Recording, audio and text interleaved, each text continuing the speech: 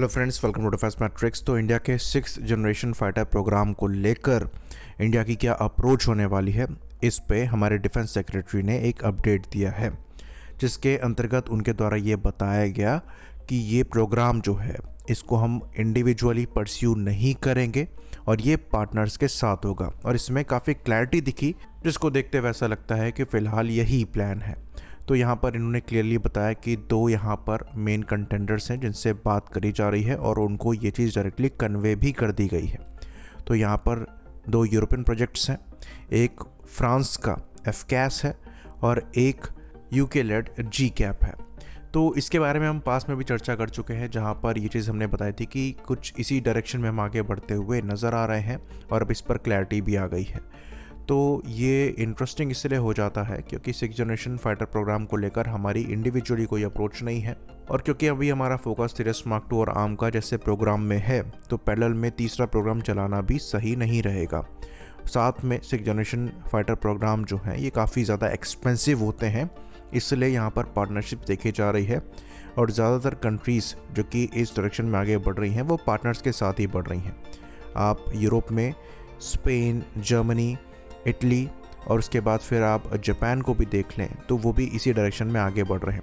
France और UK जो हैं ये इन दोनों प्रोग्राम्स को लीड कर रहे हैं। वहीं पर खाली दो कंट्रीज़ इंडिविजुअली इस प्रोग्राम को लेकर आगे बढ़ रही हैं, जिसमें एक जो है ये यूएस है, दूसरी चाइना है। इवन रशिया के भी 6th जनरेशन फाइटर प्रोग्राम के प्लान्स जो हैं ये फिलहाल बाहर नहीं आए हैं। तो अगर आप लॉजिकली देखें तो पार्टनर्स के साथ इस प्रोजेक्ट में आगे बढ़ना सेंस बनाता है, क्योंकि R&D कॉस्ट काफ़ी ज़्यादा हाई हो जाता है, वो आप सेव करने में सक्षम होंगे। पर इंडिया के केस में क्या ये सेंस बनाता है, क्योंकि जो दूसरी कंट्रीज़ इन प्रोग्राम में पार्टिसिपेट कर रही हैं उनका डिफेंस मैन्युफैक्चरिंग R&D इंफ्रास्ट्रक्चर दोनों ही काफ़ी रोबस्ट है। हमारी बात करें तो हम अभी बेबी स्टेप्स ले रहे हैं। थिरस मार्क 2 और आर्म का जैसे प्रोग्राम्स जब हम एग्जीक्यूट कर पाएंगे तब एक तरीके का रोबस्ट R&D बेस हमारा डेवलप हो पाएगा, और तब अगर हम पार्टनरशिप करते हैं तो वहाँ एक्सपेक्ट किया जा सकता है कि जो टेक्नोलॉजीज़ डेवलप होंगी वो शेयर करी जाएं। अब यहाँ पर अगर हम जाते हैं तो हमारे पास कंट्रीब्यूशन के लिए काम तो हम काफ़ी कर रहे हैं और मैन्युफैक्चरिंग इंफ्रास्ट्रक्चर भी हम दे सकते हैं, पर क्या वो इनफ होगा पार्टनर कंट्रीज़ के लिए कंप्लीट आईपी के साथ साथ नो हाउ और नोवाई शेयर करने के लिए, ये सवाल है। क्योंकि अगर नो हाउ और नोवाई मिलता है तब तो पैसा देना भी वर्थ है। अगर आपको 6th जनरेशन टेक्नोलॉजी पूरी तरीके से मिल जा रही है पार्टनर बनने की वजह से, तो इससे अच्छा कुछ हो ही नहीं सकता, जहाँ पर आप फ्रैक्शन इन्वेस्टमेंट में अच्छी खासी नो हाउ और नोवाई ओन कर रहे हैं और उस पर बेस्ड होकर आप उसके आगे की टेक्नोलॉजीज़ पर काम कर पाएंगे। पर यही मिल पाना मुश्किल है। तो अगर आप पार्टनर बनने की बात करते हैं तो ज़्यादातर कंट्रीज़ जो हैं वो आपको एज एन इन्वेस्टर देखेंगी, और हो सकता है कुछ काम आपको दे दिया जाए, लेकिन कंप्लीट नो हाउ, नोवाई और आईपी आपके साथ शेयर करी जाएगी, इसकी पॉसिबिलिटी कम हो जाती है। और इसलिए ये परेशानी हम एफकैस जैसे प्रोग्राम में भी देख रहे हैं, जहाँ पर फ्रांस और जर्मनी के बीच में मामला फंस गया है। फ्रांस यहाँ पर इस प्रोग्राम को लीड करना चाहता है और ज़्यादातर वर्क शेयर अपने पास ही रखना चाहता है, वहीं पर जर्मनी को ये चीज़ खटक रही है। उनका मानना ये है कि वो पार्टनर हैं तो वर्क शेयर भी बराबरी शेयर होना चाहिए, लेकिन वो नहीं हो रहा है।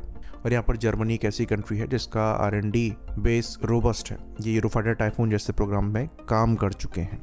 वहीं पर जब आप जीकैप प्रोग्राम को देखते हैं तो वहाँ पर जो कंट्रीज़ पार्टिसिपेट कर रही हैं उन्होंने इंडिविजुअली भी काफ़ी ग्रोथ इस डायरेक्शन में करी है। जैसे कि जापान की अगर आप बात करेंगे तो मित्सुबिशी FX फाइटर पर वो काम कर रहे थे, जिसके लिए उन्होंने XF9 जैसे इंजन को भी डेवलप किया था। साथ ही साथ कई इंटरेस्टिंग नेक्स्ट जनरेशन टेक्नोलॉजीज़ पर भी उन्होंने काम किया हुआ है। वहीं पर यूके की बात करें तो ये भी टेम्पेस्ट प्रोग्राम को चला रहे थे, जिसके अंतर्गत इन्होंने भी अच्छी खासी R&D पहले ही कर रखी है। तो जीकैप प्रोग्राम डेफिनेटली एफकैस के मुकाबले ज़्यादा प्रोग्रेस कर रहा है और वहाँ पर ऐसा लग रहा है कि चीज़ें ज़्यादा फेयर हैं। तो परेशानी पार्टनर बनने में नहीं है, परेशानी पार्टनर बनने की टाइमिंग में है। ये प्रोग्राम बहुत पहले से चल रहे हैं और अगर यहाँ पर पार्टनर बनना था तो शुरुआत से ही बनना था। अब अगर हम बीच में यहाँ पर घुस रहे हैं तो वैसे भी वर्क शेयर फेयर हो इसके चांसेस कम हो जाते हैं। उसके बाद जो प्रोग्रेस पहले ही हो चुकी है उसमें हमें कुछ मिल पाएगा, उसकी पॉसिबिलिटी भी ख़त्म हो जाती है। तो जब हम इतना लेट जाते हैं तो सामने वाला भी हमें एज एन फाइनेंशियल सपोर्ट ही देखता है। तो ये एक बड़ी परेशानी रहेगी इस अप्रोच के साथ। ऑल्दो हमारे पास कोई दूसरा ऑप्शन भी नहीं है। अभी अगर हम आमका के पैरेलल में एक और प्रोग्राम को स्टार्ट कर देंगे तो जो एग्जिस्टिंग प्रोग्राम्स चल रहे हैं उनके फर्दर डिले होने के चांसेस बढ़ जाएंगे। खैर, किया यहाँ पर कुछ भी जाए, समय पर किया जाना ज़रूरी है। FGFA जैसे प्रोग्राम जो है वो एक इम्पॉर्टेंट लेसन हमें देते हैं, उनसे सीखना ज़रूरी है। आई होप इन्फॉर्मेशन यहाँ पर क्लियर रही हो।